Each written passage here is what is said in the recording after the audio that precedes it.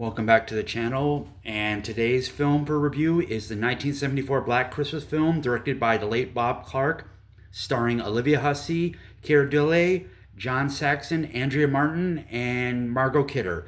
The film centers around a group of sorority sisters that are stalked by a madman during the holiday season who both prank calls them and picks them off one by one. One of the best slasher films that I think was ever put on celluloid. A really creepy slow burn where you never really see the killer. You only get a one small glimpse of him.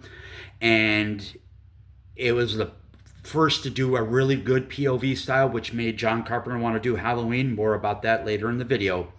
And great acting by the cast and crew across the board. Olivia Hussey is probably one of the most, her character is one of the most underrated final girls. Keir Dullea from 2001 A Space Odyssey plays kind of like a real dickhead and has ulterior motives. John Saxon, who plays the cop lead and actually 10 years later played a cop against in Nightmare on Elm Street. Margot Kidder as the comic relief, and if you ever watch the film, you understand what I mean by comic relief, and Andrea Martin, who later went on to be in SCTV. Bob Clark direction in this film is fantastic. The shots he had, it was mind-blowing. The way the filming was in this film is just chef's kiss. Roy Moore wrote one of the best screenplays with a perfect balance of dread and humor, which also he used in A Christmas Story and Porky's, which were both also directed by Bob Clark. The editing was put together well, and really good cinematography, which also makes a great film. And the score was minimalist, but just enough to get under your skin, just gives it that creepy 70s style vibe.